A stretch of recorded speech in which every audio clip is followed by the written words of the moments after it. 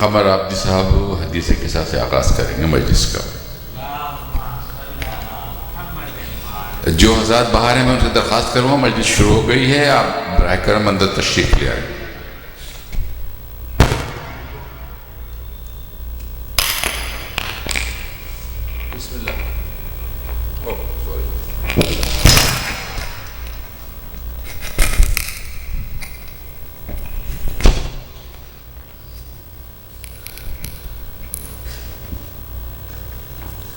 अल्लाहुम्मा सल्लि अला मुहम्मद व आले मुहम्मद। अल्लाहुम्मा सल्लि अला मुहम्मद व आले मुहम्मद। अल्लाहुम्मा सल्लि अला मुहम्मद व आले मुहम्मद। बिस्मिल्लाहिर्रहमानिर्रहीम। अन जाबिर इब्न अब्दुल्लाह अल-अंसारी अन फातिमा ज़हरा अलैहिस्सलाम बिन्त रसूलिल्लाह सल्लल्लाहु अलैहि व आलिहि क़ाल समिअतु फ़ातिमता अन्नहा क़ालत दख़ल अलैया रसूलुल्लाह फ़ी बाज़िल अय्याम फ़क़ाल अस्सलामु अलैकी या फ़ातिमतु फ़क़ुल्तु अलैका अस्सलाम क़ाल इन्नी अजिदु फ़ी बदनी ज़ुफ़्फ़न फ़क़ुल्तु उ'इज़्ज़ुका बिल्लाहि या अबता मिनज़्ज़ुफ़्फ़ फ़क़ाल या फ़ातिमतु इतीनी बिल-किसाइल यमानी फ़ग़तीनी बिही फ़अतैतहु बिल-किसाइल यमानी फ़ग़तैतहु बिही वसिरतु अंज़ुरु इलैहि इज़ा वजहु यतलअलअ कअन्नहुल बद्रु फ़ी लैलतिही तमामिही व कमालिही।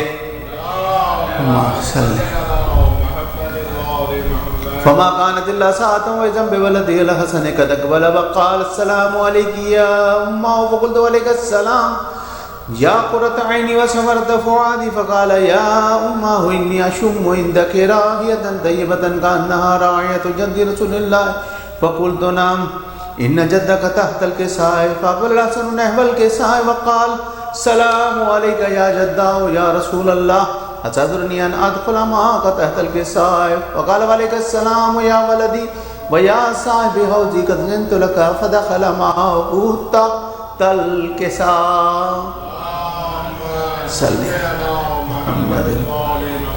फ़मा कानत इल्ला साअतन व इज़ा बिवलदिही अल-हुसैन क़द अक़बल व क़ाल अस्सलामु अलैकी या उम्मा फ़क़ुल्तु अलैका अस्सलाम या वलदी व या क़ुर्रत ऐनी व समरत फ़ुआदी फ़क़ाल ली या उम्मा इन्नी अशुम्मु इंदकी राहियतन तय्यबतन कअन्नहा राहियतु जद्दी रसूलिल्लाह सल्लल्लाहु अलैहि व आलिहि फ़क़ुल्तु नअम इन्न जद्दक वक़अ तहतल किसाए फ़दनल हुसैन नहवल किसाए वक़ाल अस्सलामु अलैका या जद्दाहु वस्सलामु अलैका मन इख़्तारल्लाह अतरनी अन अकून मअकुम तहतल किसाए फ़क़ाल वअलैका अस्सलाम या वलदी व या शाफ़ी उम्मती क़द ज़िनतु लका फ़दख़ल मअहुमा तहतल किसाए।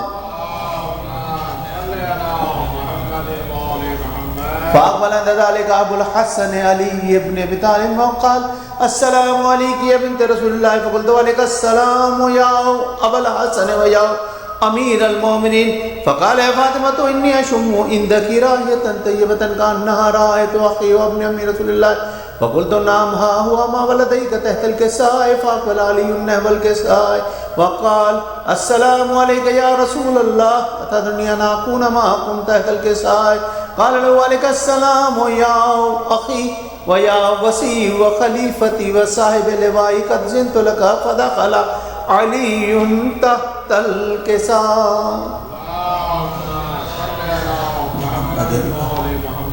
सुम्मा तहत नहवल किसाए फ़क़ुल्तु अस्सलामु अलैका या बताओ या रसूल अल्लाह अतदरनी अन अकून मअकुम तहतल किसाए क़ाल वअलैका अस्सलाम या बिन्ती व या मज़हती क़द ज़िनतु लकी फ़दख़लतु तहतल किसाए फ़लम अक़्तमलना जमीअन तहतल किसाए ख़ज़ा बिरसूलिल्लाह बितरफ़िल किसाए व औमा बियदिल युमना इला अस्समाए व क़ाल अल्लाहुम्मा इन्ना हाउलाई अहलु बैती व ख़ासती व आमती लहमुहुम लहमी व दमुहुम दमी युलिमुनी मा युलिमुहुम व यहज़ुनुनी मा यहज़ुनुहुम अना हर्बुन लिमन हर्बहुम व सिल्मुन लिमन सलमहुम व अदुव्वुन लिमन आदाहुम व मुहिब्बुन लिमन अहब्बहुम इन्नहुम मिन्नी व अना मिनहुम फ़जअल सलवातिका व बरकातिका व रहमतिका व गुफ़रानका व रिज़वानका अलैया व अलैहिम व अज़हिब अन्हुम अर्रिज्स व तह्हिरहुम तत्हीरा।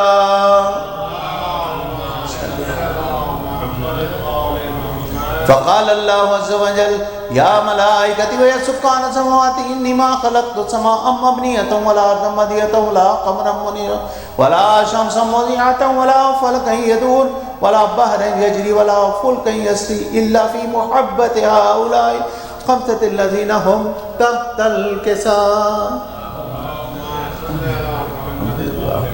فقال نبي جبرائيل يا رب ومن تحت الكساء؟ فقال عز وجل هم أهل بيت النبوة ومعدن الرسالة هم فاطمة وأبوها وبالها وبنوها. فقال جبرائيل يا ربي أتعجبني لي أن أعبد أهل الأرض ليكون معهم سادسا؟ فقال الله نعم قد زنت لك.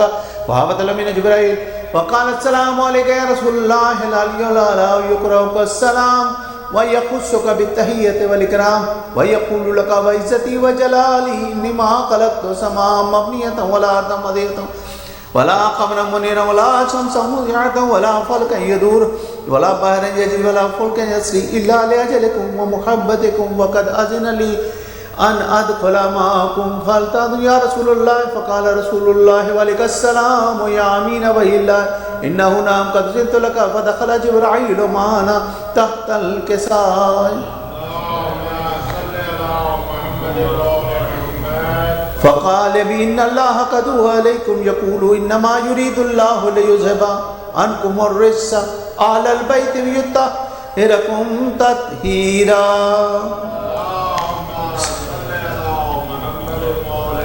وقال علي النبي يا رسول الله أخبرني ما لجلوسنا هذا تحت الكساء من الفضل عند الله. فقال النبي هو الذي بعثني بالحق نبي واصطفاني بالرسالة نجي ما ذكر خبرنا هذا في محفل من محافل أهل الأرض وفيه جمع من شيعتنا ومحبنا إلا ونزلت عليهم الرحمة وحفت بهم الملائكة وتغفرت لهم إلا تفرقوا. فقال علي عز والله فوزنا وفاز شيعتنا ورب الكعبة.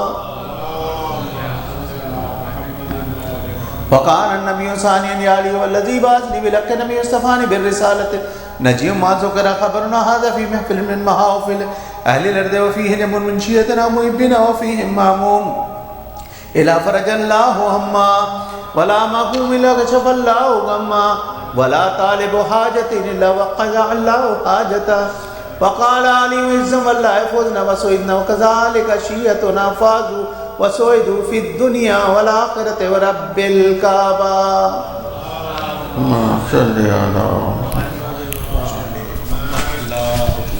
شباب صاحب اگر ہوں تو آ جائیں، ان کو مرثیہ پڑھنا ہے صلوات اور محمد و آل محمد.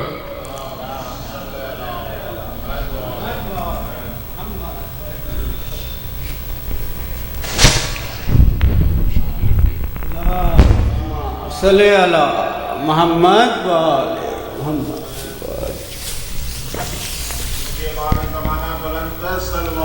اللہم صلی علی محمد.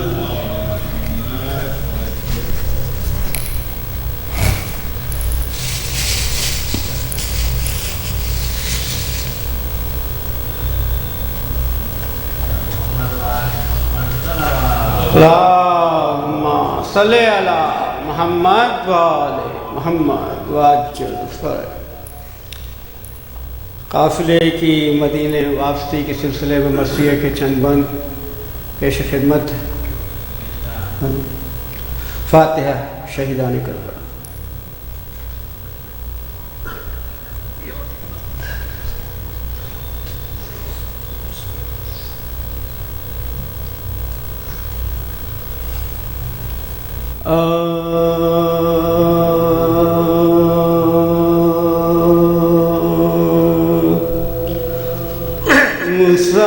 مسافران مصیبت وطن میں آتے ہیں. مسافران مصیبت وطن میں آتے ہیں. سفر سے آتے ہیں سوغات آہ لاتے ہیں.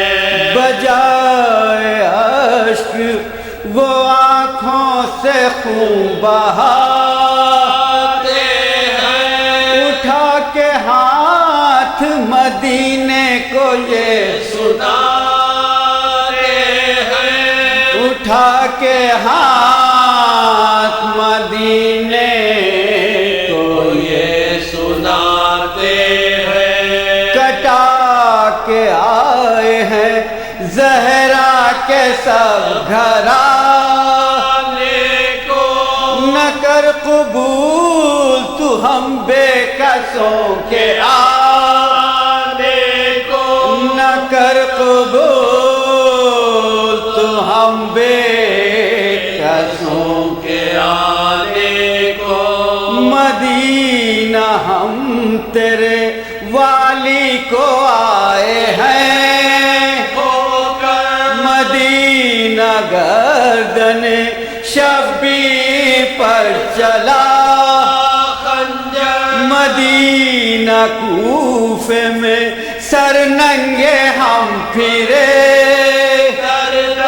مدینہ داغ رسن ہے ہمارے شانوں پر، مدینہ داغ رسن ہے ہمارے شانوں پر، ہم آئے ہیں زندہ زہرا کا نور مدینہ اکبر و قاسم نہیں حسین نہیں، مدینہ اکبر و قاسم نہیں حسین نہیں، چلا بشیر یہ دیتا ہوا خبر، مگر محلے ہاشم میں دیکھتا ایک مریضہ سر راہ ہے کھڑی، جو نام پوچھا تو رو رو کے بولی وہ، جو نام پوچھا تو رو رو کے بولی وہ صغرا، بشیر کہنے لگا کیوں تو شور و شر، کہا یہ حال میرا فرقت حسین میں ہے، کہا یہ حال میرا فرقت حسین میں ہے، کھڑی ہوں منتظر اکبر کو دیکھوں کب، میں گھر سے نکلی ہوں شاید کی قاصدہ، خدا کہیں میرے بچھڑوں کو خیر سے، یہ مریضہ لب گور ہے شفا، یہ مریضہ لب گور ہے شفا، کوئی فدر کی خبر لائے پاؤں پڑتی، جدا مسیح سے ہوں ایڑیاں رگڑتی ہوں، جدا مسیح سے ہوں ایڑیاں رگڑتی ہوں، وہ بولی رو رو کے بھائی یہ کیا سنا، وہ کون ہے جسے بیمار تو بتا، سنانی کس کی ہے یہ مجھ کو حول آتا کہ مصطفیٰ کی لہر سے تو کہنے جاتا، کہ مصطفیٰ کی لہر سے تو کہنے جاتا، امام پھینک کے اس نے کہا دوہا، تیرے حسین کی صغرا سنانیا، تیرے حسین کی صغرا سنانیا، گری زمین پہ صغرا کی اس پہ چرخ گرا، خبر یہ پھیلی تو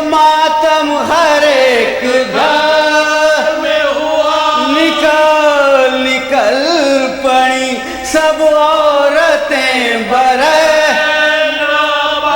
نبی کی قبر پہ جا کر بشیر نے نبی کی قبر پہ جا کر بشیر نے سفر سے لوٹ کے ادھر بھوکی پیاسیا اٹھو رسول تمہاری نواسیاں اٹھو رسول تمہاری نوازیاں وہ آنکھیں کھول کے بولی کہ مر گئے کس میں قافلہ کربلا بھی آپ بہن حسین کی سر ننگے دیتی تھی حسین جب سے موئے میں نے سر نہیں حسین جب سے میں نے سر نہیں نہ مردہ اور نہ تابوت کلا مدینے والوں میں بھائی کو کھو کے مدینے والوں میں بھائی کو کھو کے آئی ہوں مسافران مصیبت وطن میں آتے ہیں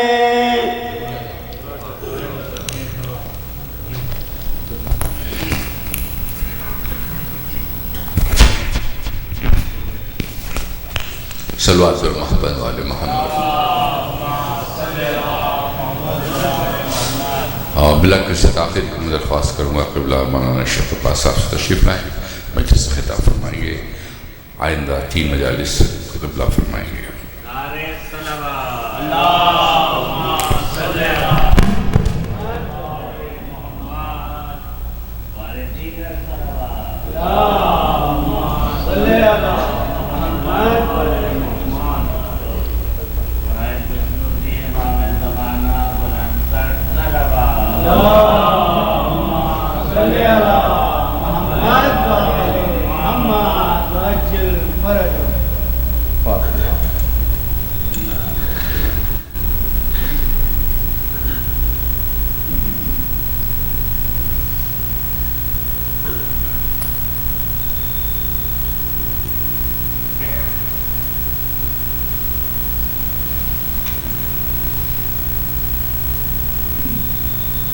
بلند سلوات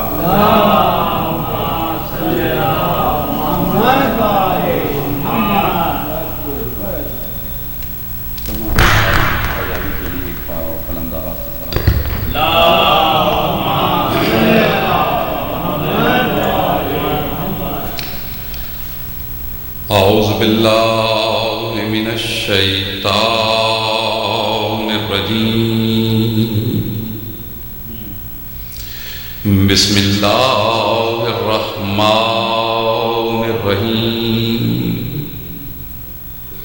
الحمد لله وكفى وسلام على عباده الذين اصطفى خصوصا على أبي القاسم محمد المصطفى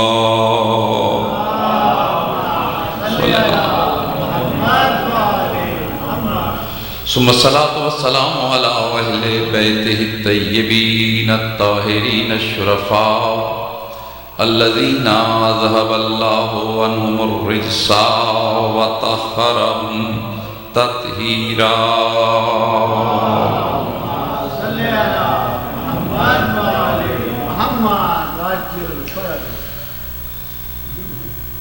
ولعنة الله على أعدائهما من يومنا هذا إلى يوم الجزاء ما بعد فقد قال الله تبارك وتعالى فی کلامہ المجید وہو قولہ الحق بسم اللہ الرحمن الرحیم یا ایہا الذین آمنوا اطیعوا اللہ واطیعوا الرسول واولی الامر منکم صلوات اللہ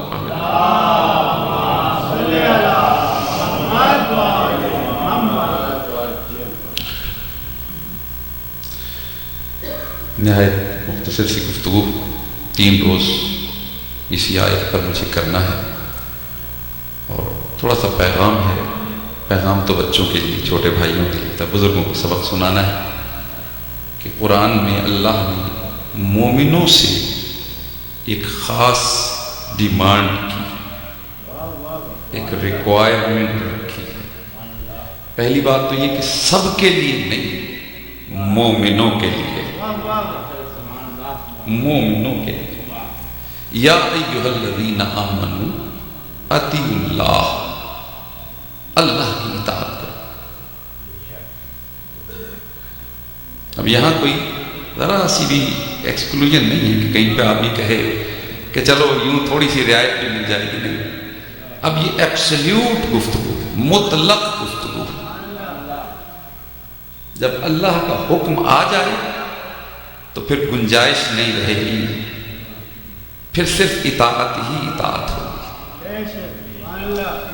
وَأَطِیعُوا الرَّسُولَ، اور اس کے رسول کی اطاعت.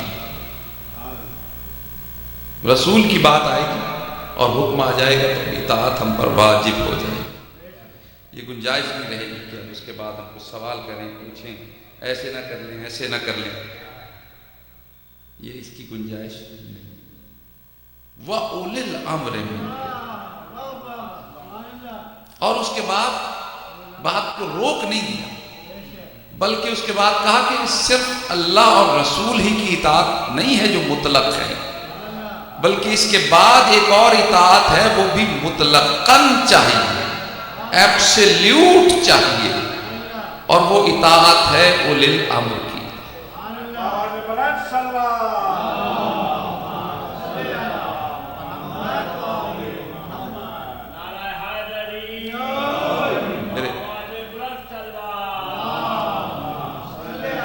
دینے والے بزرگ میرے سامنے بیٹھے ہیں، میں ان کی دعاؤں کے سائے میں تھوڑی سی گفتگو کرنے کا جسارت کر رہا ہوں. صرف سبق سناتے ہوئے یہاں پہ مولا کی بارگاہ میں چونکہ موقع ملا ہے، ہمیں اصل میں پیغام بچوں کو یہ دینا ہے کہ ہم کیوں امام کو مانتے ہیں، رسالت کے بعد عقیدہ امامت کیوں رکھتے ہیں. یہ ان 2-3 جو مسلسل گفتگو ہیں اس کا خلاصہ ہے. ہمیں کسی سے بحث نہیں کرنا، نہ کسی جھوٹے کو جھوٹا کہنے کی ہمیں ضرورت ہے، لیکن اتنا تو ہمارا حق ہے کہ ہم اپنے بچوں تک یہ پیغام، کیونکہ یہ میڈیا کا زمانہ ہے، یہ سب چیزیں ریکارڈ ہو جاتی ہیں، یہ سب چیزیں دور تک جاتی ہیں، آگے تک جاتی ہیں.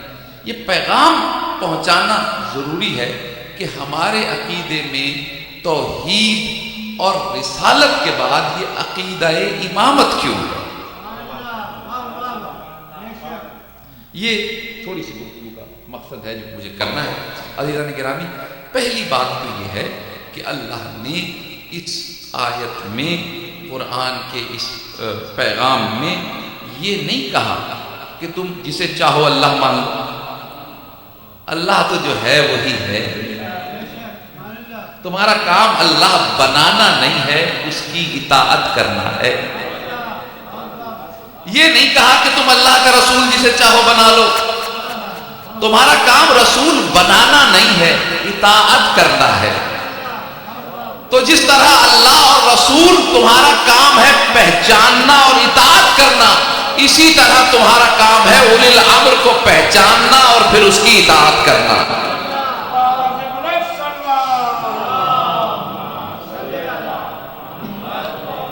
یہی وجہ ہے کہ ہمارے ہاں عقائد میں اس بات کی گنجائش نہیں ہے کہ ہم امام بنائیں. ہم امام کو مانتے ہیں، بناتے نہیں ہیں. بنانا ہمارا کام نہیں ہے، بنانا اس کا کام ہے، اطاعت کرنا ہمارا کام. قبلہ جو اطاعت کا حکم دیتا ہے وہ ذمہ دار ہے. کہ جب آپ اس کی بات مان لیں گے پھر آپ ناکام نہیں ہو سکتے. اگر اپنے بنائے ہوئے کی اطاعت کریں گے تو پھر آپ جانے اور آپ کا بنایا ہوا جانے. اللہ نے کہیں بنانے کا ذکر نہیں کیا کہ تم بنا لو، اللہ نے تو اطاعت کا حکم دیا. مسلمانوں نے کہا نہیں، بنانا بھی ہمارے کام. ہمیں اس سے بحث نہیں کرنی، ہمیں کسی جھوٹے سے بحث نہیں، ہمیں اپنے سچوں کا ذکر کرنا ہے اور سمجھانا ہے تاکہ بچوں کے ذہن میں آ جائے، اس غلط فہمی میں نہ رہے کہ اللہ کے صرف رسول ہی آتا ہے، بلکہ نہیں، اللہ کی بارگاہ سے اگر سلسلہ نبوت و رسالت ختم ہو جاتا ہے تو بھی سلسلہ ہدایت ختم نہیں ہوتا، بلکہ بدریہ امامت جاری رہا کرتا ہے.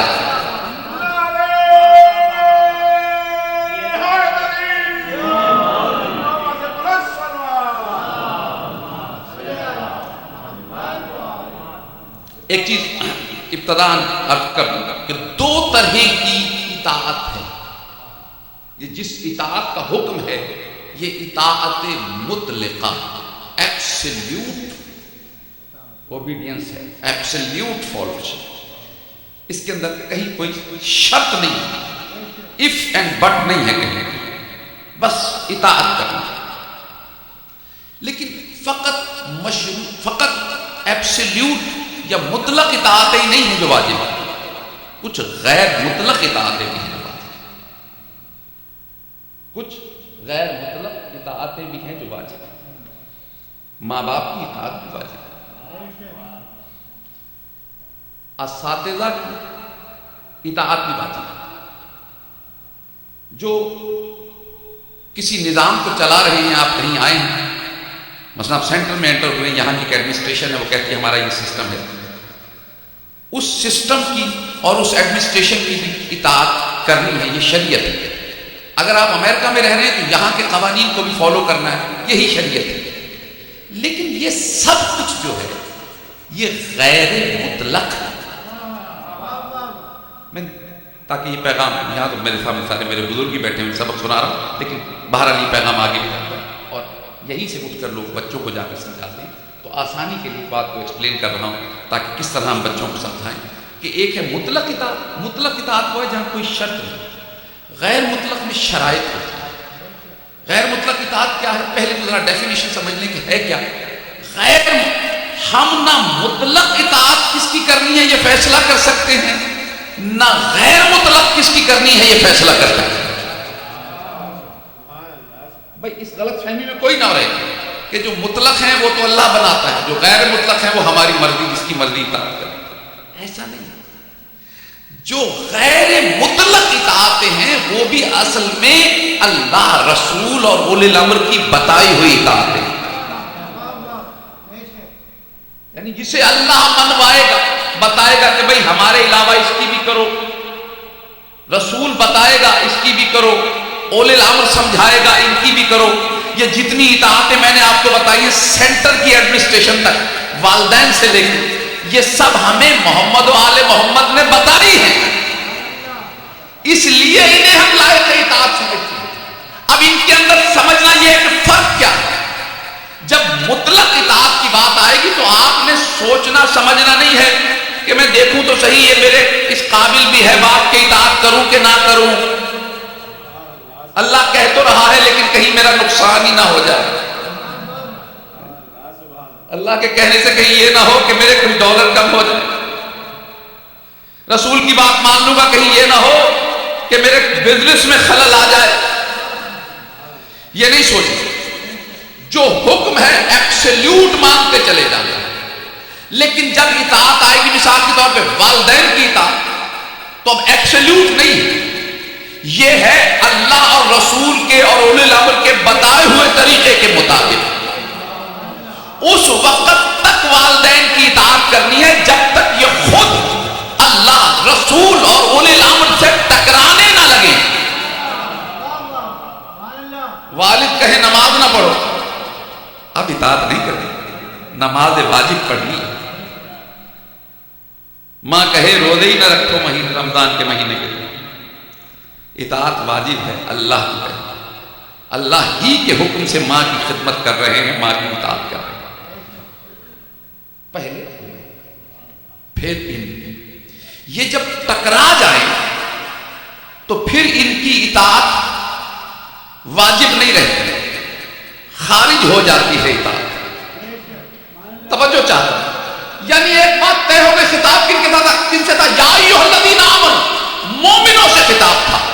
تین اطاعت مطلق، اللہ کی اطاعت، رسول کی اطاعت، اولی الامر کی اطاعت، ماں اور باپ کی اطاعت ہے غیر مطلق۔ ماں چاہے مومن کی کتنی ہی بڑی ماں کیوں نہ ہو، باپ چاہے کتنا ہی عظیم کیوں نہ ہو، لیکن ماں ہو یا باپ ہو مومن کا، اگر اللہ، رسول یا امام کے سامنے کھڑا ہو جائے تو پھر وہ اطاعت کے قابل نہیں رہا کرتا۔ صلوات محمد و آل محمد۔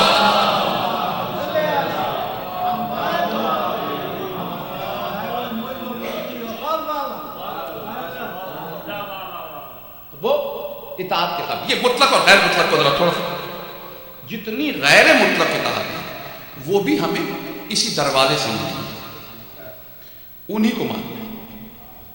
ہم امامت کے ماننے والے ہیں، رسالت کے بعد سلسلہ امامت کے ماننے والے ہیں، ائمہ اصلاۃ الشریعہ کہلاتے ہیں، یعنی ہم 12 اماموں کے ماننے والے ہیں۔ اور 12 کے بعد 13ویں ماننے کی ضرورت ہمیں اس لیے نہیں ہے کہ ہمارا 12واں زندہ موجود ہے، اور وہ ایسا زندہ ہے کہ قائم زندہ ہے، اور قیامت بھی اس کے انتظار میں رکی ہوئی ہے، اس لیے ہمیں کسی اور کو ماننے کی ضرورت نہیں۔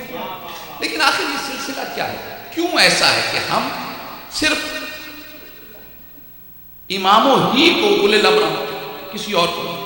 پہلی بات تو یہ لفظ بذات خود جو اولی الامر ہے، اولی الامر کا لفظ یہ بتا رہا ہے کہ جس کو مانا جائے وہ اس قابل ہو کہ جب وہ امر دے دے تو پھر نافذ بھی ہو جائے۔ لیکن دنیا کے بنائے وقت مسئلہ یہ ہے کہ جب کوئی دنیا میں بناتا ہے، چھوٹا ملک ہو بڑا ملک ہو، چھوٹی انجمن ہو بڑی انجمن ہو، چھوٹا سینٹر ہو بڑا سینٹر ہو، ملک ہو شہر ہو اسٹیٹ ہو، اس کو ضرورت ہوتی ہے کہ اس کو کوئی طاقت دے۔ پریزیڈنٹ لکھ تو سکتا ہے کہ یہ آرڈر ہے، ڈائریکٹو، لیکن اسے امپلیمنٹ کرنے کے لیے پھر اسے ایک پورا ڈپارٹمنٹ چاہیے جو اس کو لا انفورسمنٹ ڈپارٹمنٹ جو اس کو امپلیمنٹ کروائے۔ کبھی آرمی چاہیے، کبھی پولیس چاہیے، کبھی جوڈیشری چاہیے، کبھی کچھ اور اسٹیبلشمنٹ کے ادارے چاہیے جو اسے امپلیمنٹ کروائیں۔ اگر وہ ادارے اس کے خلاف ہو جائیں، وہ امپلیمنٹ کر نہیں سکتا۔ وہ اداروں کی تمام تر طاقت اسے ملتی ہے ووٹ کی صورت میں، جو بناتے ہیں وہی طاقت دیتے ہیں، وہ طاقت دے بھی دیتے ہیں، طاقت لے بھی لیتے ہیں۔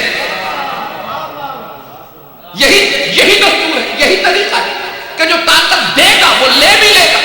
یاد رکھیے، جنہیں دنیا نے بنایا وہ دنیا والوں سے، بندوں سے طاقت مانگتے رہے، لیکن جنہیں اللہ نے بنایا انہیں تخت کی ضرورت نہیں ہوتی، تاج کی ضرورت نہیں ہوتی۔ وہ یہودی کے باغ میں مزدوری بھی کر رہے ہو تو بے فکر ہوتے ہیں، وہ جانتے ہیں کہ ان کو اللہ نے اختیار ایسا دیا ہے، ڈوبے ہوئے سورج کو اشارہ کر دیں گے پلٹ آئے گا۔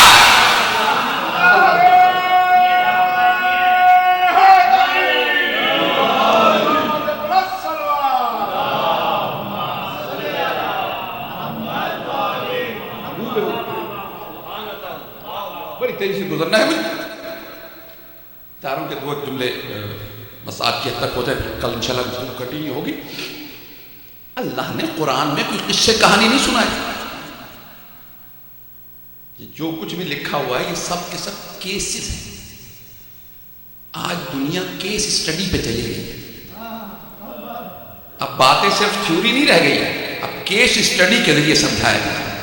لیکن اللہ نے قرآن 1400 سال بلکہ 1444 سال پہلے جو نازل کیا، کب سے نازل ہونا شروع ہوا، اس سے بھی 13 سال پیچھے چلی گئی نزول قرآن کے آغاز کے لیے، اس میں اللہ نے کیسز بیان کیے تاکہ ہر دور میں حق شناس قرآن پڑھتے جائیں اور ہدایت حاصل کرتے جائیں۔ کہانیاں نہیں، میں وقت نہیں ہے کہ بہت تمہید میں جاؤں. ایک واقعہ قرآن نے لکھا سورہ بقرہ کی 247 سے 249 247 249 ورس. اس میں اللہ نے ذکر کیا بنی اسرائیل کا ذکر. تھوڑا سا جب تک نہیں بیک گراؤنڈ پتہ چلے گا بات کا مقصد پورا نہیں ہوگا بیان. بنی اسرائیل یعنی جناب موسیٰ کی قوم. جناب موسیٰ کے بعد عادات تو ہو گئے تھے، لیکن اس کے بعد پھر ایک دور ایسا آیا کہ وہ جو فرعون والے تھے قبطی کہلاتے تھے، انہیں پھر عروج حاصل ہو گیا. اور ایک بادشاہ جس کا نام جالوت تھا، اس نے بنی اسرائیل کو قتل کرنا شروع کیا. اور اتنا مارا کہ یہ جنگلوں میں چھپتے تھے اور مردوں کو قتل کر دیتے. اگر کوئی جوان بچے تو انہیں غلام بنا لیتے، لڑکے جوان جو کام کرنے کے قابل ہوں، عورتوں کو کنیز بنا لیتے. ایسے میں بنی اسرائیل کے کچھ لوگ جن میں جوان کم ہیں، بوڑھے زیادہ ہیں، وہ جنگل میں پناہ کر چھپے ہوئے. اس وقت ان کے پاس ایک نبی ہے، سلسلہ نبوت جاری ہے. اس نبی کا نام قرآن نے نہیں لکھا، تفسیروں میں اختلاف ہے. ارمیا بھی لکھا ہے اور شموئیل بھی لکھا ہے. نام کچھ بھی ہو، یہ پیغمبر کے پاس آئے اور کہا کہ اللہ سے کہو. بھائی جملہ سنیے کہ اللہ سے کہو کہ ہمیں ایک حاکم عطا کرے، ایسا سردار عطا کرے کہ جس کی سرداری میں ہم جنگ کریں اور ہم اپنا کھویا ہوا وقار حاصل کریں، اور جو بچے ہمارے غلام بنائے ہیں انہیں آزاد کرائیں، اور جو عورتیں قریب بنا لی ہیں انہیں آزاد کرائیں، اور اپنا جو کھویا ہوا وقار ہے وہ دوبارہ حاصل کریں. یعنی قرآن نے ان کے لفظوں میں ایک بات ہمیں سمجھائی کہ یاد رکھو جسے خود بناؤ گے اس کی ذمہ داری تم پہ ہوگی، لیکن اگر اللہ کے بنائے ہوئے مانو گے تو پھر کامیابی میں کوئی رکاوٹ نہیں آ سکتی ہے.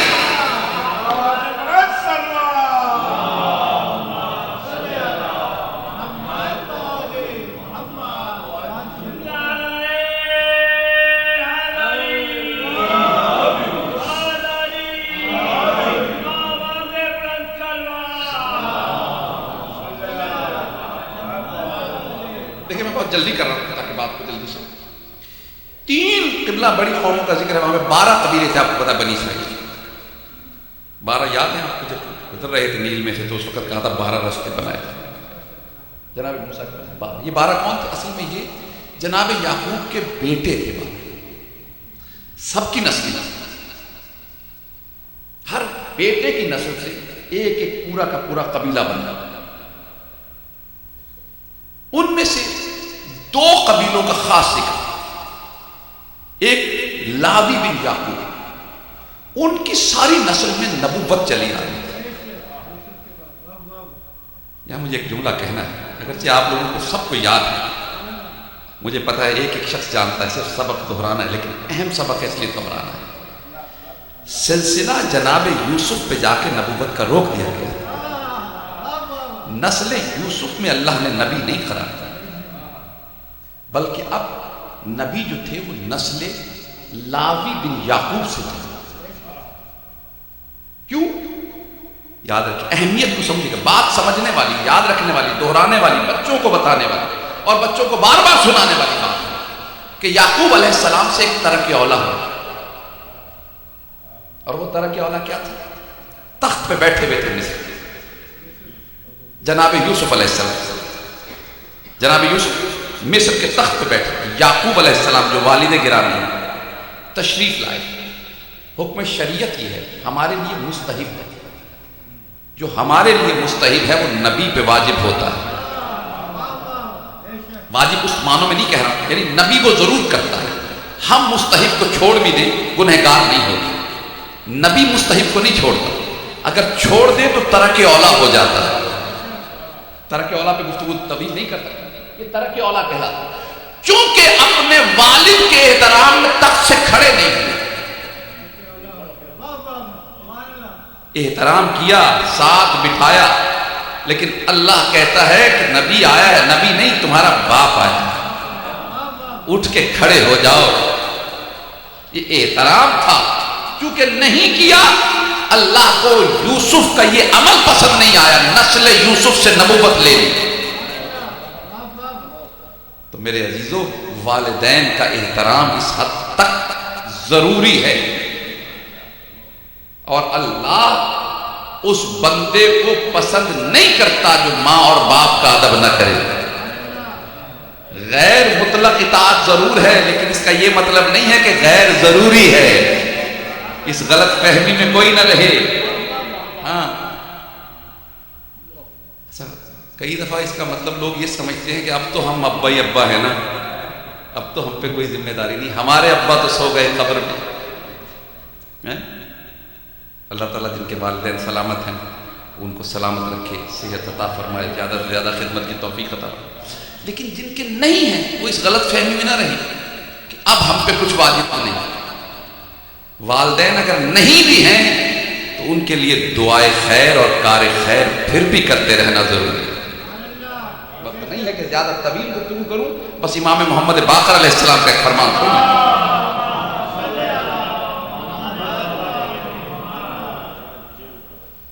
امام کا فرمان سن لیں اور جلدی سے آگے۔ مولانا نے فرمایا، یاد رکھو وہ شخص جو زندگی میں والدین کا فرما بردار اور مرنے کے بعد ماں باپ کو بھلا دیا، قبر میں جا کے دفن کر دیا، فارغ ہو گئے، اب ابا گئے، اب ہم ابا ہیں کہا، اور اپنے والدین کو فراموش کر دیا، اللہ اسے آگ شدہ والدین۔ والدین کے لیے دعائے خیر، والدین کے لیے کار خیر، کم از کم شب جمعہ میں 2 رکعت نماز ہدیہ والدین پڑھ دی، سورہ فاتحہ پڑھ دیں، ایک تسبیح پڑھ کے درود بخش دیں انہیں، یہ بہت ضروری ہے۔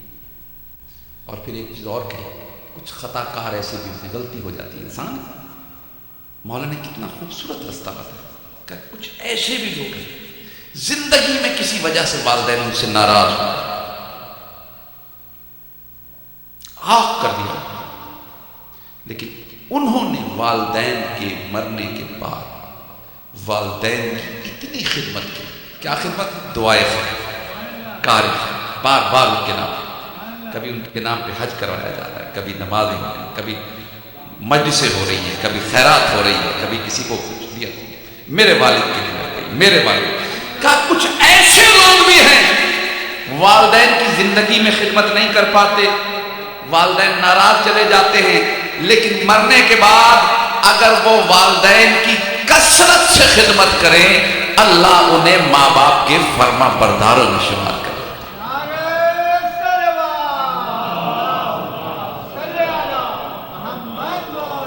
تو عزیزان گرامی، ایک نسل جناب یوسف کی وہ بھی باقی، وہ جو جناب یوسف کی نسل تھی، وہ شاہی بادشاہ انداز، ان کی تفصیلات بہت سی لکھی، وہ سنہرے بالوں والے تھے، گورے چہرے، امیر رئیس چلے آ گئے۔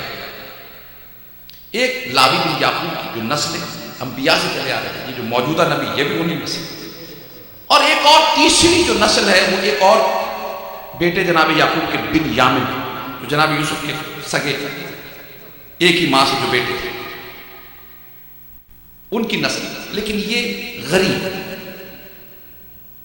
یعنی ایسے غریب کہ کوئی ماشکی کا کام کرتا ہے، پانی گھروں میں پہنچاتا ہے، کوئی اور اس طرح کے کام کرتا ہے۔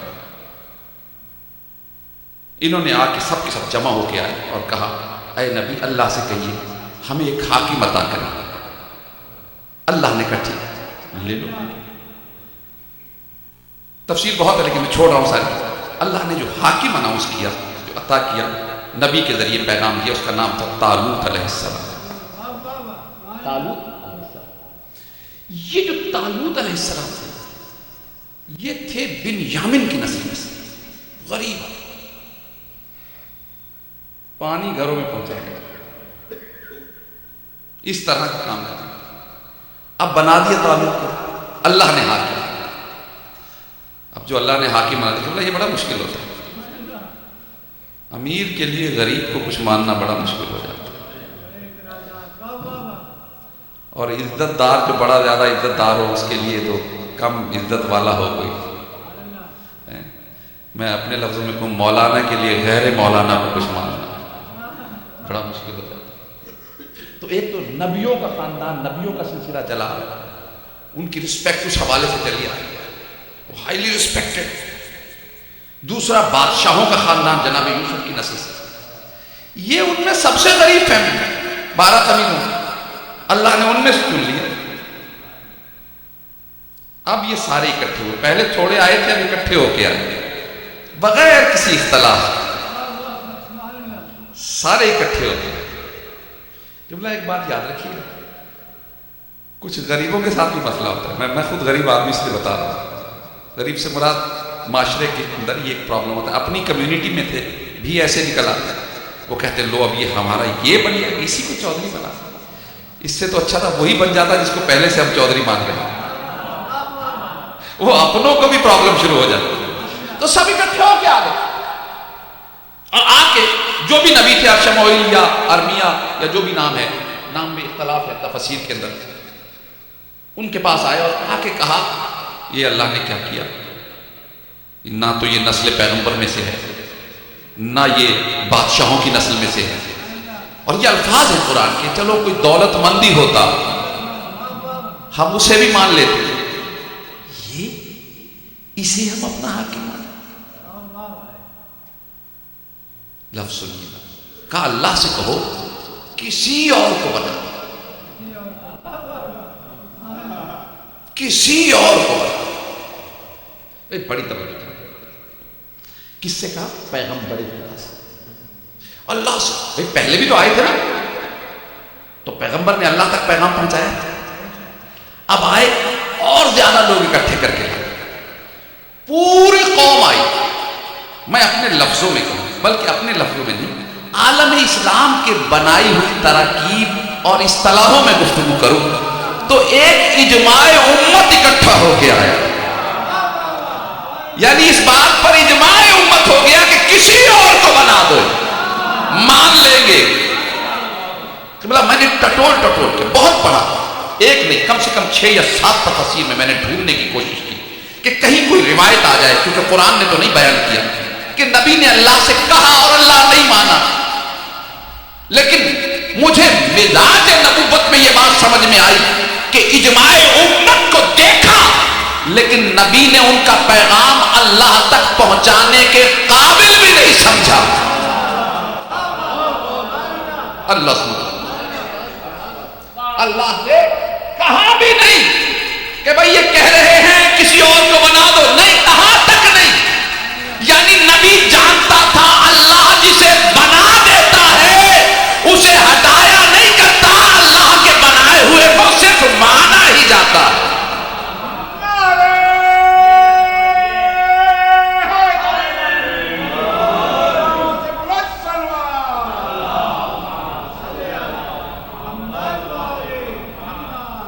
جسے اللہ بناتا ہے اسے مانا ہی جاتا ہے۔ وقت ہے نہ کچھ، اس وقت ایسی صورتحال ہے، میں چاہ رہا ہوں جلدی سے سمیٹ بھی لوں گفتگو کو، بس یوں سمجھ لیں یہ تجربہ ہے جو رسول نے بھی کرایا ہے۔ ایک دفعہ ایسا موقع آیا ہے جب رسول اللہ اپنے گھر سے نکل کے کہیں باہر آ گئے اور پھر کچھ کسی وجہ سے اپنے خیمے کے اندر خود کو بند کر لیا۔ مسلمان 39 دن تک اپنی مرضی سے بناتے رہے ہیں اور جاتے رہے، یہ تربیت کی سکھایا جا رہا تھا، ٹریننگ دی جا رہی تھی، کچھ سبق دیا جا رہا تھا، بناتے رہے۔ اور قبلہ بڑا ہی خوبصورت تاریخ کا یہ حقیقی جملہ ہے کہ جنہیں بناتے تھے نا، جب بننے والا جاتا تھا آگے آگے چل کے جاتا تھا، پیچھے پیچھے اس کی اطاعت کرتے ہوئے جاتے تھے۔ لیکن عجیب جملہ ہے قبلہ، بالکل جس طرح جاتے تھے نا اسی طرح تھوڑی دیر کے بعد آنے کا منظر بھی ہوتا تھا، جسے بنایا ہوتا تھا آگے آگے وہی ہوتا تھا اور باقی پیچھے پیچھے ہوتے۔ تو یاد رکھیے، کامیابی کے لیے اگر چاہتی ہے امت کے کامیاب ہو، خیبر میں آپ کے ذہنوں میں آ گیا، میں نے خیبر نہیں پڑھی، صرف جملہ کہہ رہا ہوں، 39 دن تک تجربہ ہوا، وہی قوم تھی وہی فوج تھی، وہی اسلحہ تھا، وہی خیبر تھا. رسول نے ایک مرتبہ ماحول کو بدلا، سارا ماحول ذہنوں میں تبدیلی کیا کی؟ صرف اولے الامر بدل دیا ان کے لیے. پہلے خود بنا رہے تھے اس لیے روز ناکام ہوتے تھے، اور ایک مرتبہ جب اللہ کے بنائے ہوئے کے پیچھے چلے،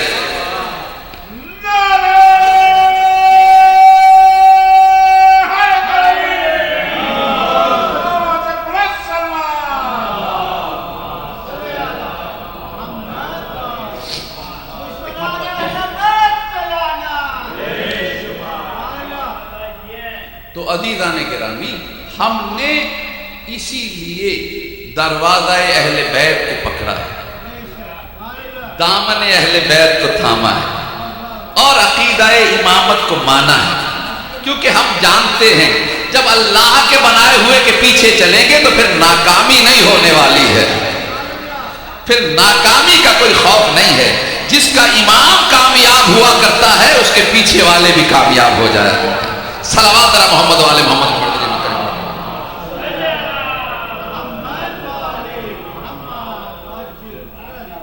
بس ایک جملہ سن لیجیے جلدی سے، وقت کم ہے.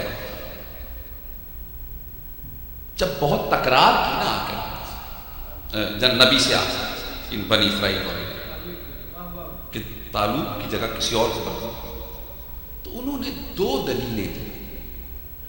یہ دلیلیں بتاتے خود اس قابل ہیں کہ پہ کم سے کم 1 گھنٹہ کم سے کم آپ کے سامنے آئیں گے. کہا کیونکہ دیکھو اللہ نے بنایا، اب اس کے اندر کچھ نہیں ہو سکتا، اب اسے ماننا ہی ماننا پڑے گا. اب بس اسی کی اطاعت میں کامیابی ہے. ہاں سمجھنے کے لیے یوں سمجھ لو کہ اسے کیوں بنایا، اس لیے کہ اس کے اندر 2 چیزیں ایسی ہیں جو تمہاری پوری امت میں کسی کے پاس نہیں. کہا کیا؟ کہ زیادتاً فی علم ہی و جسم، کیونکہ وہ علم میں بھی تم سے زیادہ ہے اور جسم میں بھی تم سے زیادہ ہے. اللہ یعنی طاقت میں تم سے زیادہ ہے. میں اس سے زیادہ اور کیا اختصار کروں؟ قبلہ میرے سامنے میرے بزرگ بیٹھے ہوئے، ہمارے بزرگ بیٹھے ہوئے سارے کے سارے ماشاءاللہ. ہمارے ارشاد بھائی آئے بیٹھے ہوئے ماشاءاللہ، علیہ السلام رکھیں، اسے سلامتی عطا فرمائے. مدت کے بعد زیارت ہوئی، ان کی بڑی خدمات ہیں. کراچی میں انہوں نے بہت کام کیا قوم کے لیے. ایک شخص یہاں پہ بزرگ آ رہا، وہ کہے بھائی ذرا مجھے یہ بتائیے گا کہ وہ مولانا کا کمرہ کدھر ہے؟ میں وہاں کچھ رکھا ہے، مجھے وہاں ملنا چاہتا ہوں مولانا کا. سفید ہمارے پپا کی طرح سفید بالکل، بڑی بڑی داڑھی بال بھی ماشاءاللہ، چہرہ بھی نورانی.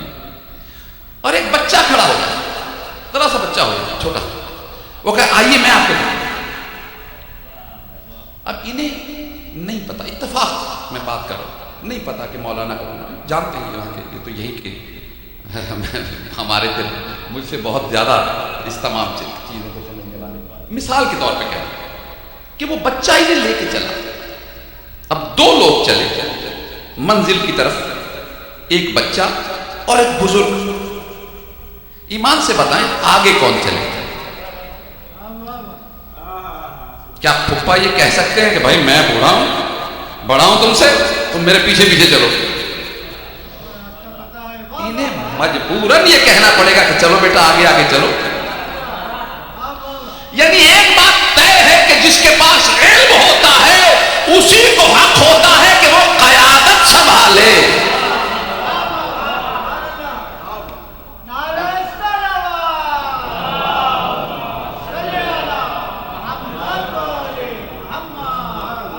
عبداللہ بات سے بات ذہن میں آتی ہے، لیکن میں ہر بات میں کرنا نہیں چاہتا، لیکن کچھ باتیں ایسی ہیں میرا دل چاہتا ہے کہہ بھی دوں. کسی نے خط لکھا تھا اپنے والد کو کہ مبارک ہو میں بن گیا ہوں.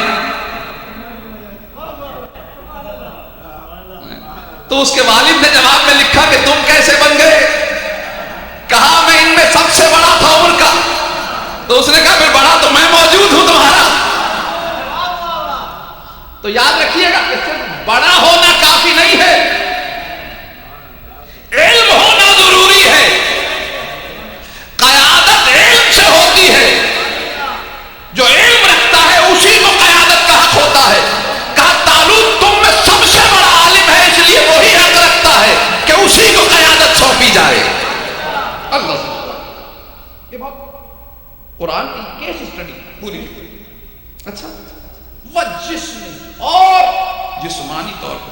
جاتا ہے، کیونکہ قبلہ ایک بڑا مسئلہ ہوتا ہے، علم رکھتا ہے، چلتا ہے،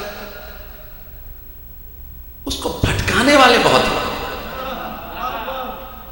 رستے سے ہٹانے والے بہت ہیں، خوف کے ذریعے، ڈر کے ذریعے ڈرا دے، ہٹا دے، لیکن وہ اس قدر طاقت رکھتا ہو، یعنی صرف علم ہی نہ رکھتا ہو، طاقت بھی رکھتا ہو.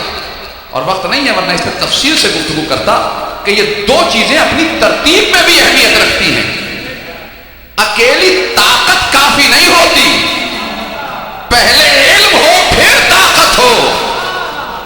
العظمت للہ. قبلہ جنہیں ہم مانتے ہیں ان کے علم کا عالم یہ ہے کہ ابھی کعبے میں آنے کے بعد رسول کے ہاتھوں پہ آ کر کبھی زبور پڑھ کے سناتے ہیں، کبھی توریت پڑھ کے سناتے ہیں، کبھی انجیل پڑھ کے سناتے ہیں، کبھی قرآن پڑھ کے سناتے ہیں.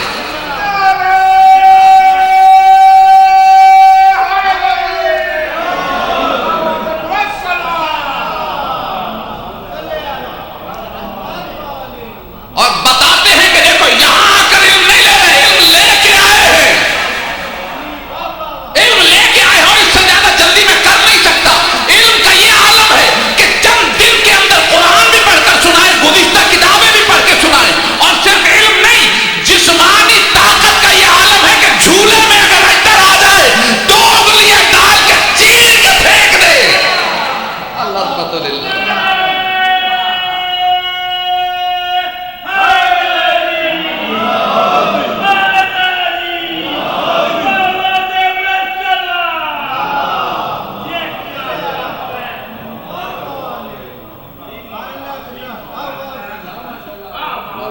سلامت رکھیں، آپ سلامت رکھیں میرے بزرگ یہاں، اور صحت و سلامتی کے ساتھ اسی طرح روزاداریاں قائم رکھیں. آپ لوگوں کی سرپرست دعائیں جاری رہیں. عزیزان گرامی، طاقت رکھ کر دیکھیے، جہاں آپ کو نظر آئے کہ وہاں طاقت کا اظہار نہیں ہو رہا، سمجھ لیں وہاں علم کا اظہار ہو رہا. پہلے طاقت کو نہیں رکھا، اس لیے کہ اگر پہلے طاقت آ جائے تو علم دب جاتا ہے. علم کو نہیں دبایا گیا، طاقت کو روکا گیا، علم کو آگے رکھا. تو یاد رکھیے کربلا میں علم نے طاقت کو روکا. یہی وجہ ہے کہ حسین نے عباس کو روکا.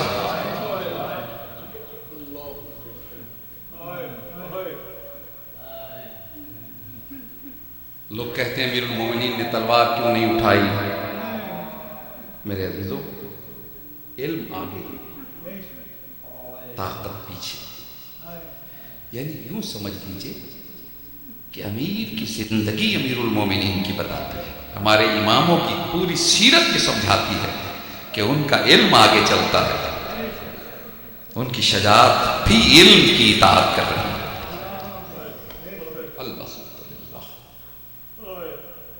عزیزان گرامی، علم اتنا ہے کہ سب جانتا. مجھے آج ہی کسی نے پیغام دیا تو میرے ذہن میں بات آئی.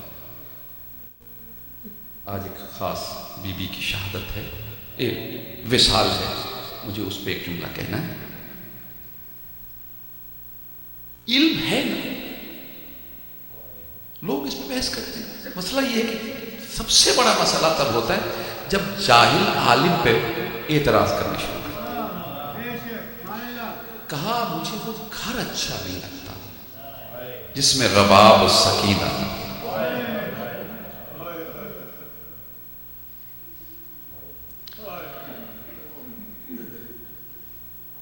بحث کرنے لگے یہ کیسے ہو سکتا ہے، یہ تو عدل کے خلاف ہے. امام کی گفتگو سمجھنے کے لیے ہے، بحث کرنے کے لیے نہیں. جس عدل کی آج کوئی بچہ بات کرتا ہے اس عدل کو امام ہی نے سمجھایا. اس لیے کہ امام ہمارا اور آپ کا فرق، ہم حال اور ماضی پہ گفتگو کرتے ہیں. امام جب گفتگو کرتا ہے تو مستقبل بھی دیکھ رہا. یاد رکھیں، کربلا میں فقط رباب نے قربانی نہیں دی ہے، بیٹے قربان کرنے والی مائیں بہت ہیں، لیکن ان بیٹے قربان کرنے والی ماؤں نے جس کا احترام کیا ہے اس کا نام رباب ہے۔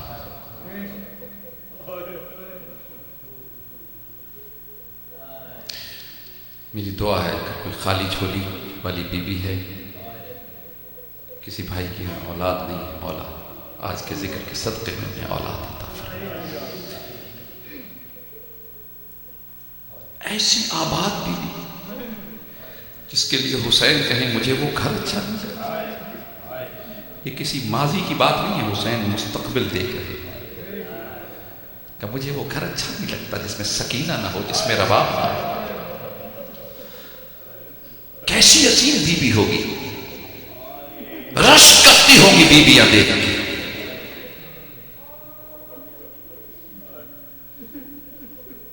اللہ ایسی زندگی ہر بیوی کو عطا کرے جس کا شوہر اس کے لیے کہے مجھے وہ گھر اچھا نہیں لگتا،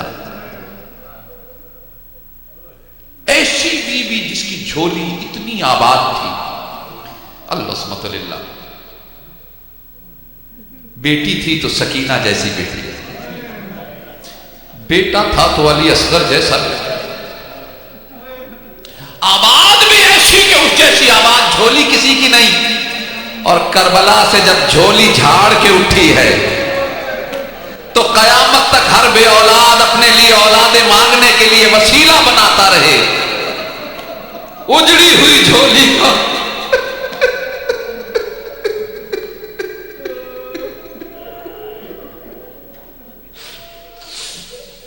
یا اللہ، ایسی اجڑی جھولی، ایسی اجڑی جھولی۔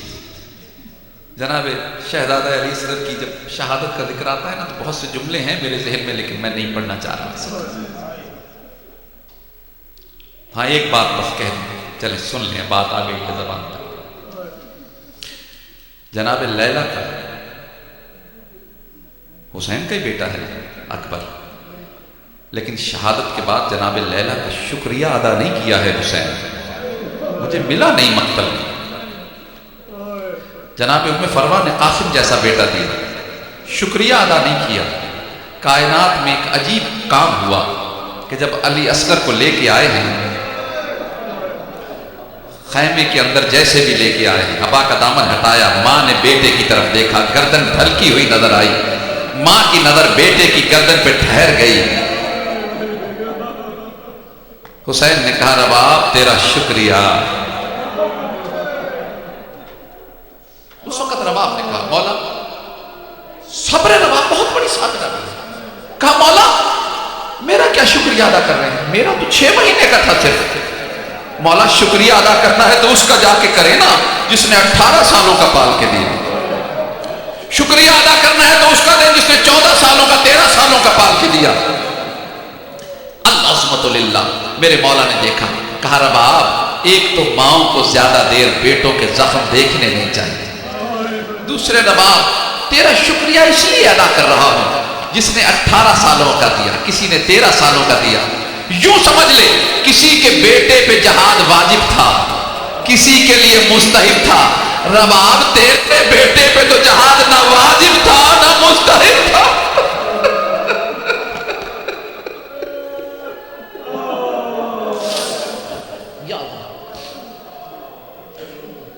بس 2-4 جملے جیسے مجھے مقتل میں نظر آئے ویسے جملے آپ تک سنا پہنچا رہا ہوں۔ شام غریبہ، خیموں میں آگ لگی، ایک عجیب منظر لکھا کتاب میں، کہ ہر بی بی ایسے نکلی خیمے سے کہ بیویوں کے نکلنے کا منظر بھی عجیب لکھا گیا۔ یاد رکھیے گا آگ ایک طرف سے نہیں لگائی گئی، چاروں طرف سے لگائی گئی،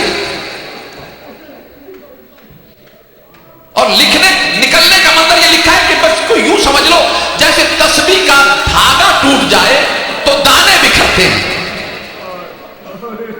اس طرح بیویاں باہر نکلی۔ ایسے میں ایک بیوی جو نکلی تو گٹھڑی تھی لگائی ہوئی تھی سینے سے، ایک گٹھڑی سینے سے لگی۔ ایک ملعون نے دور سے دیکھا کہ جلتے میں خیمے سے ایک بیوی نکلی ہے،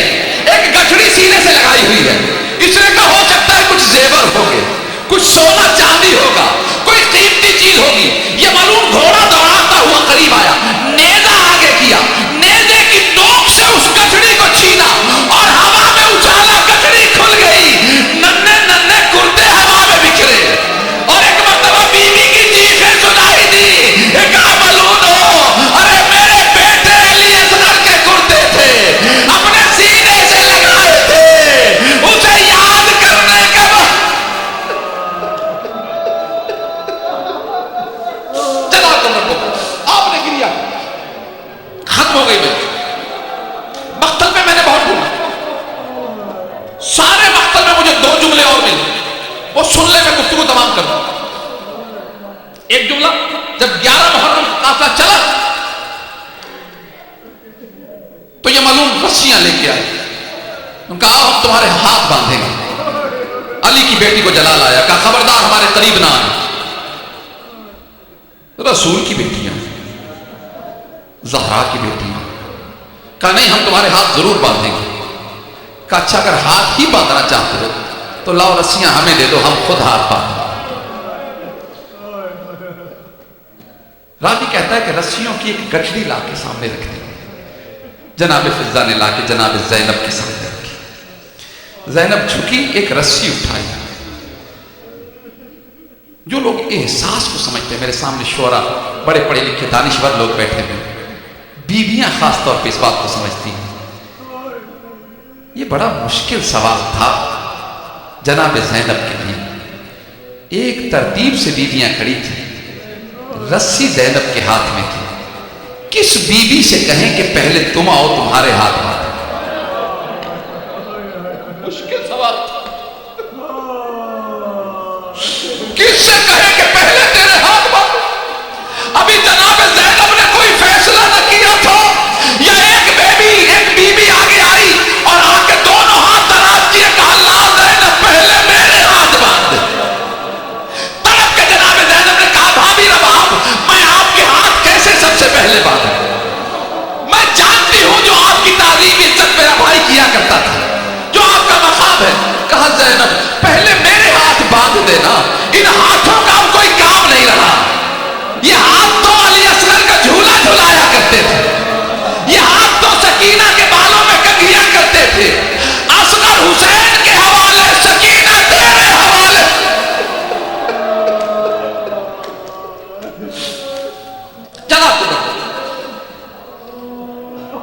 سارے مقصد میں نے ڈھونڈا، مجھے کہیں بیوی کا ذکر نہیں۔ خاموشی سے وقت گزارتی گئی، خاموش، جو پڑی نبھا دی۔ البتہ شام کے کسی مقام پر ایک مرتبہ وہ ناقہ جس پہ سید سجاد سوار تھا، وہ اس ناقے کے قریب ہوا جس پہ بی بی سوار تھی۔ سجاد نے اماں کو سلام کیا، اماں رباب میرا سلام۔ جواب سلام، کہا اماں اگرچہ میں بڑا پابند ہوں، بڑا مجبور ہوں، وزنی توق ہے، ہاتھوں میں ہتھکڑیاں، پیروں میں بیڑیاں، لیکن اماں پھر بھی اگر کوئی بات کہنا چاہو، اگر کچھ کر سکو۔ اماں کچھ بولتی نہیں ہے، آپ خاموش رہتی ہیں، کچھ تو کہیے۔ کہ سجاد میں تمہاری مجبوریاں سمجھتی ہوں، لیکن سجاد پھر بھی اگر ہو سکے ان ملعونوں سے کہو میرے اصغر کا قاتل بار بار میرے سامنے سے نہ گزرے۔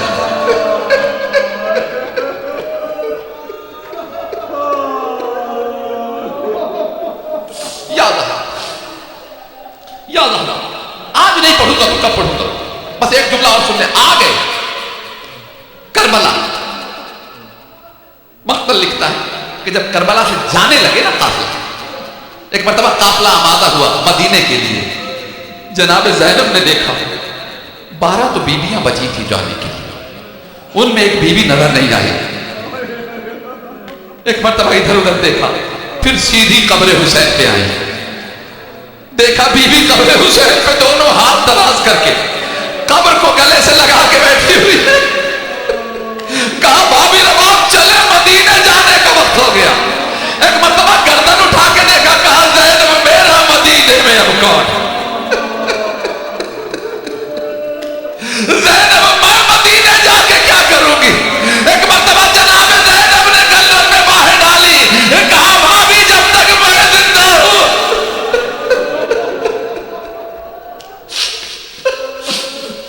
جناب زینب لے ایک جملہ سن لے، بس جناب زینب کا جملہ سن لے اور میں مجلس کو تمام کروں۔ آگے مدینے میں تفصیل اگر موقع ہوا آگے پڑھوں گا۔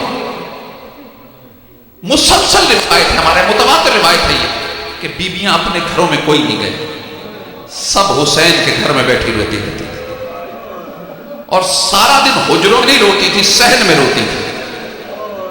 اور صحن میں رونے کی وجہ یہ لکھی ہے کہ صحن میں ایک بیوی ہوتی تھی جو دھوپ میں بیٹھی روتی تھی. ایک بیوی دھوپ میں بیٹھی رہتی تھی، باقی چھاؤں میں بیٹھی.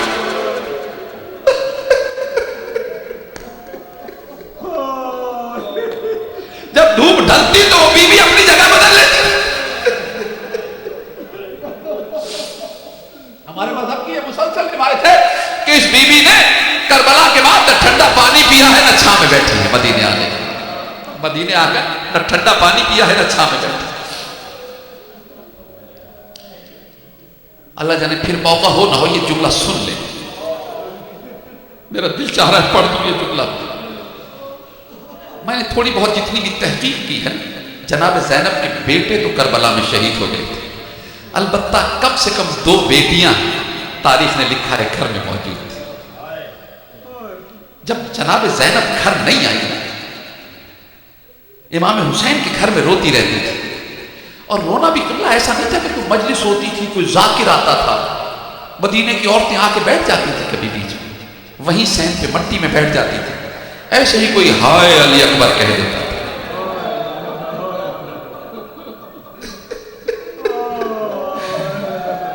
میں نے یہاں کہہ دیا یہ اتنا بڑا لوہا تھا، اس پہ گھنٹوں روتی تھی بیویاں. کبھی کوئی ہائے عباس کہہ دیتا رونا شروع ہو جاتا، کبھی کوئی ہائے حسین کہہ دیتا رونا شروع ہو جاتا.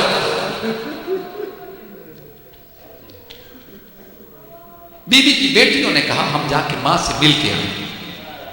نہیں آئی مایا تو کیا ہوا، ہم تو جا کے ملائے.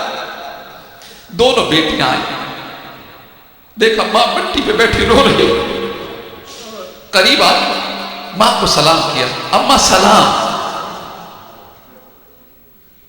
السلام علیکم یا اماں، سلام کیا. جناب زینب نے سر اٹھا کے دیکھا، جواب سلام واجب ہے. بیٹیوں کو سلام کا جواب دیا اور ساتھ ہی کہا ہائے قاسم، ہائے علی اکبر. کریا شروع ہو گیا. بڑی دیر بیٹیاں کھڑی رہی. زینب نے پلٹ کے بیٹیوں کی طرف دیکھا نہیں. آخر خود ہی واپس آ گئی بیٹیاں. گھر آ کے کہنے لگی اللہ جانے کیا ہو گیا، ہماری اماں نے ہمیں گلے بھی نہیں لگایا، پیار بھی نہیں کیا.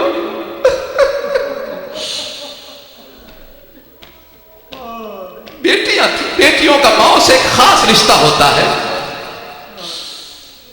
بیٹی جوان بھی ہو جائے نا، ماں کی گود میں سر رکھ کے بیٹھ جاتی ہے، کبھی ماں کے ساتھ چپٹ جاتی ہے.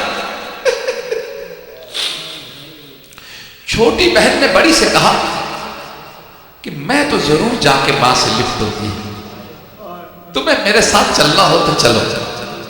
دونوں بہنیں پروگرام بنا کے آ گئیں، آ کے جناب زینب کے قریب کھڑی ہو گئی اور ایک مرتبہ پھر سلام کیا. جناب زینب نے اسی طرح سلام کا جواب دیا اور ہائے اکبر کہہ کے رونا شروع کیا. چھوٹی بہن نے دیکھا ماں متوجہ نہیں ہوتی، خود ہی زمین پہ بیٹھ گئی جناب زینب کے ساتھ اور دونوں بازو پھیلا کے جناب زینب کے گلے سے لگنا چاہا. یا ایک مرتبہ جب گلے سے لگتا ہوا دیکھا زینب نے، جلدی سے اس کے بازوؤں کو اپنے گلے سے نکالا اور نکال کے کہا اگر یہاں بیٹھ کے رو سکتی ہے تو روتی رہے، اس لیے کہ تیرے ماؤں کا گھر برباد ہو گیا، میری ماں زہرا کا گھر اجڑ گیا، یہاں بیٹھ کے روتی رہے. بچی نے ہاتھوں کو جوڑا، کہا اماں ہر بیٹی ماں کے گلے لگ کے ملتی ہے، اماں مجھے تھوڑی دیر کے لیے صحیح گلے تو لگا لو. بس یہ کہنا تھا. یہ جناب زینب نے کہا بیٹی وہ سامنے دیکھ، تیری ممانی رباب بیٹھی ہوئی ہے، اگر تجھے گلے لگایا اسے سکینہ یاد آ جائے گی، اسے سکینہ یاد آئے گی، دور ہو کے بیٹھ میرے قریب نہ.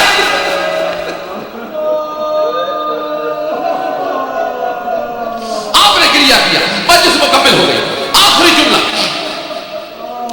آپ اعلان حسین کے ساتھ بھیجے جناب مختار، ساتھ یہ اپنی حسرت بھیجی کہ مولا اب تو دھوپ میں بیٹھنے والی بی بی سے کہیے کہ چھاں میں بیٹھ. مولا بے اولادوں کو اولاد عطا فرمائے، جنہیں بچے دیے انہیں بچوں کی خوشیاں نصیب فرمائے. اگر کسی کا بچہ بیمار ہے مولا اسے صحت دے۔ جناب سید سجاد کی فرمائش لے کر جناب زینب کے پاس آئے کہ پھپھی اماں میں اکیلا کچھ نہیں کر سکتا، لیکن چچا مختار نے کہلایا کہ اب تو اس بیوی سے جو دھوپ میں بیٹھی ہے کہیے کہ چھاں میں آئے، اس بیوی نے جس نے آج تک ٹھنڈا پانی نہیں پیا کر، اس سے کہیے ایک مرتبہ تو ٹھنڈا پانی پی۔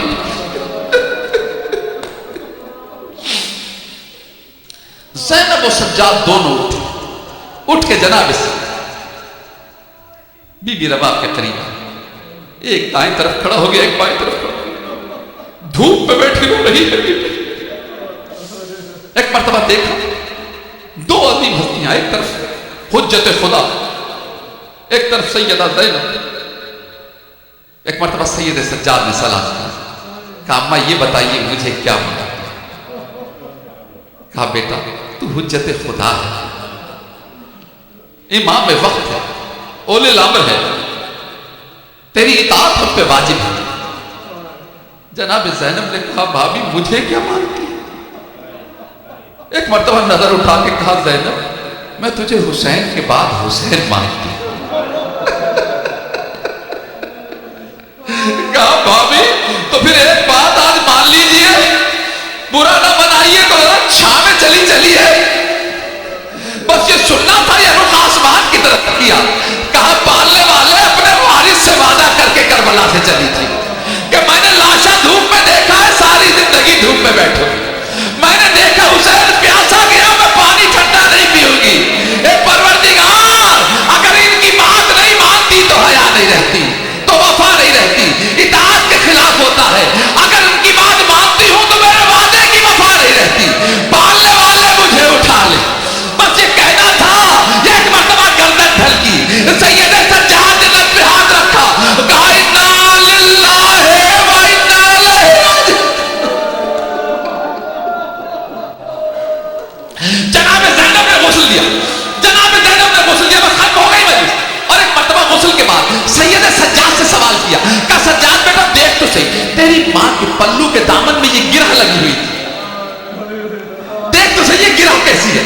اب جو سجاد نے گرہ کو کھولا نا، ایک مرتبہ دوبارہ سے خون کے آنسو جاری ہوئے۔ کہا پھوپھی اماں پہچانا نہیں، یہ میرے بھائی علی اصغر کے جلے ہوئے جھولے کی لکڑیاں ہیں جو اماں نے پہلو سے باندھی ہوئی تھی۔ ارے جب جب اصغر یاد آتا تھا انہیں سونگا کرتی تھی۔ آئے میری ماں،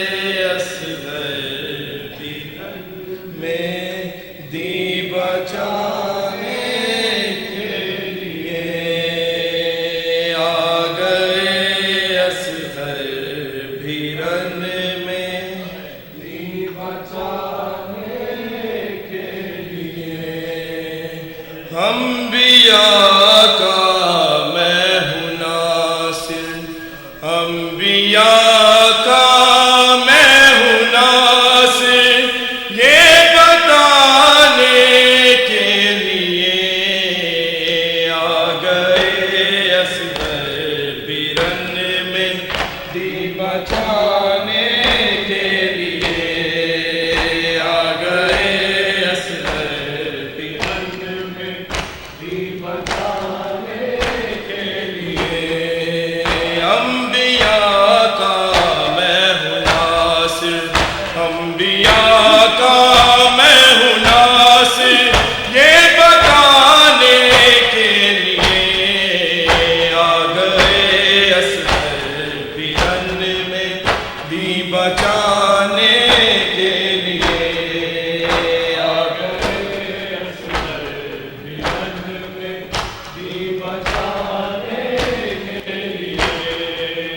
حشر تک کرتی رہے گی انتظار میرا باپ، حشر تک کرتی رہے گی انتظار میرا باپ، گود میں جھولے کے عادی، گود میں جھولے کے عادی کو جھلانے کے لیے آ گئے اصغر بیرن میں دی بچانے کے لیے، آ گئے اصغر بیرن میں دی بچانے کے لیے۔ باپ بیٹے کی خبر خود نہ بنائے حکم ہے، باپ بیٹے کی خبر خود نہ بنائے حکم ہے، دیکھی سے آواز غربت، دیکھی سے آواز غربت شاہ بنانے کے لیے آ گئے اصغر بیرن میں دی بچانے کے لیے۔ انبیاء کا میں ہوں ناصر، انبیاء کا میں ہوں ناصر، یہ بتانے کے لیے آ گئے اصغر بیرن میں دی بچانے کے لیے، آ گئے اصغر بیرن میں دی بچانے کے لیے۔ جب کماہر مل کی دیکھی بولی خیموں سے رباب، جب کماہر مل کی دیکھی بولی خیموں سے رباب، اب رہو تیار اصغر، اب رہو تیار اصغر، تیر کھانے کے لیے آ گئے اصغر بیرن میں دی بچانے کے لیے، آ گئے اصغر بیرن میں دی بچانے کے لیے۔ جب گماہر مل کی دیکھی بولی خیموں سے رباب، جب گماہر مل کی دیکھی بولی خیموں سے رباب، اب رہو تیار اصغر، اب رہو تیار اصغر، تیر کھانے کے لیے آ گئے اصغر بیرن میں دی بچانے کے لیے، آ گئے اصغر بیرن میں دی بچانے کے لیے۔ انبیاء کا میں ہوں ناصر، انبیاء کا میں ہوں ناصر، یہ بتانے کے لیے آ گئے اصغر بیرن میں دی بچانے کے لیے۔ حشر تک کرتی رہے گی انتظار میرا باپ، حشر تک کرتی رہے گی انتظار میرا باپ، گود میں جھولے کے عادی، گود میں جھولے کے عادی کو جھلانے کے لیے آ گئے اصغر بیرن میں دی بچانے کے لیے، آ گئے اصغر بیرن میں دی بچانے کے لیے، آ گئے اصغر بیرن میں دی بچانے کے لیے۔ تھا قیامت کا سما ممتاز پیاسوں کی وہ شام، تھا قیامت کا سما ممتاز پیاسوں کی وہ شام، آ گئے زہرا کے گھر کو، آ گئے زہرا کے گھر کو، پھر جلا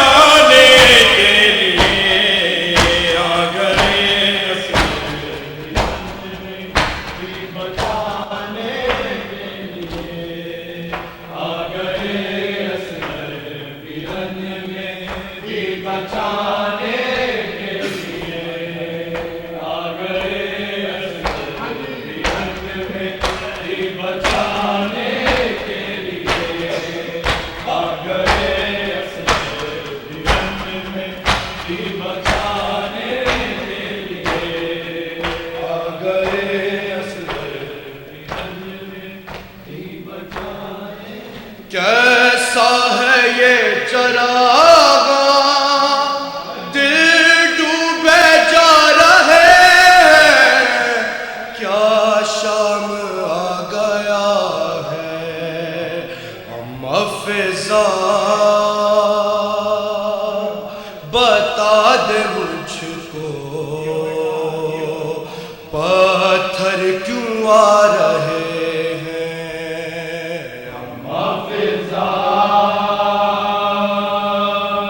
بتا دے مجھ کو پتھر کیوں آ رہے ہیں، ہم فضا بتا دے مجھ کو پتھر کیوں آ رہے ہیں، حافظہ بتا دے مجھ کو پتھر کیوں آ رہے ہیں، کیسا ہے یہ چراغ دل ڈوبے جا رہے ہیں، کیا شام آ گیا ہے، حافظہ بتا دے مجھ کو پتھر کیوں آ رہے ہیں، حافظہ بتا دے مجھ کو پتھر کیوں آ رہے ہیں، حافظہ بتا دے مجھ کو پتھر کیوں آ رہے ہیں، نیزوں پہ جتنے سر ہیں ایک سر ہے ان میں ایسا، آنکھیں ہیں بلد اس کی اور خاک پر ہے گرتا، عباس کا یہ سر ہے دیور بتا رہے ہیں، کیا شام آ گیا ہے، حافظہ بتا دے مجھ کو پتھر کیوں آ رہے ہیں، حافظہ بتا دے مجھ کو پتھر کیوں آ رہے ہیں، نیزوں پہ جتنے سر ہیں